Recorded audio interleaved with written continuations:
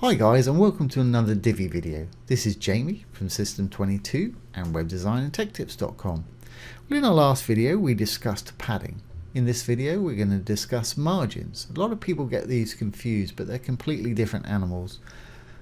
You can do similar things with them, but margin you can do some extra things by giving it negative values, and we'll demonstrate that in here.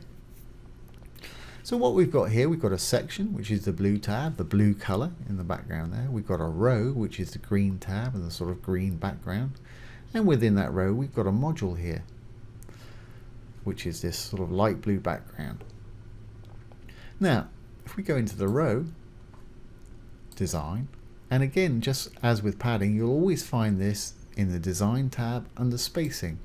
And it's usually sitting just above padding there. Now, we gave our section here padding of 100 top and bottom there, so we've got 100 pixels top, 100 pixels bottom padding. Let's give it 100 pixels top and bottom with margin, or just on the top will do to demonstrate this point.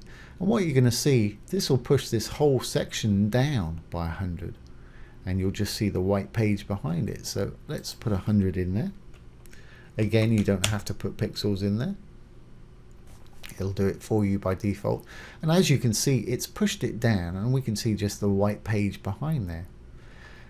Now with all these settings, including padding, you can use viewable height or viewable width.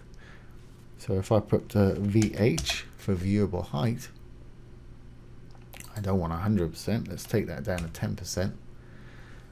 It's given it 10% of the viewable area of our screen. So if I was viewing on a smaller screen, that would be smaller. It would be 10% of the smaller screen size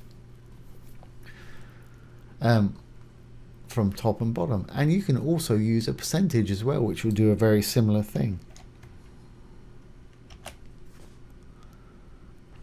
And that's actually giving it 10% of the whole size of our site there. So by doing that, you just select the percentage or the VH or whatever you want to use there and type in the measurement that you actually want to use. Put it back to pix there. There we go. Okay, so you've seen.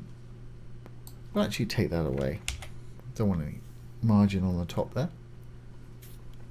So, I mean, it's kind of like padding if you think about that padding for the page, but what it's doing, it's putting space outside the element rather than inside the element.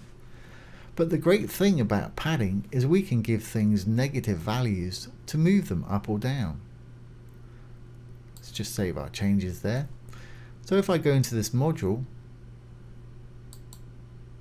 and we'll go to design, spacing once again. Let's give it a negative right hand margin, and that will pull the whole module to the right there. So if I say minus 100, as you can see, that's pulled that module to the right there. And if I give it a negative value on the bottom, it'll pull it down by 100, minus 100. As you can see, that's now sort of down by 100.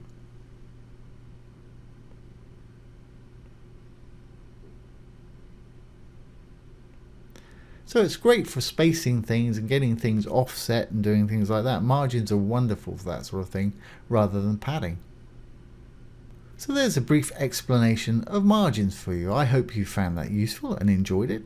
If you have, please ring the bell, give it a thumbs up, comment, share and subscribe to our YouTube channel.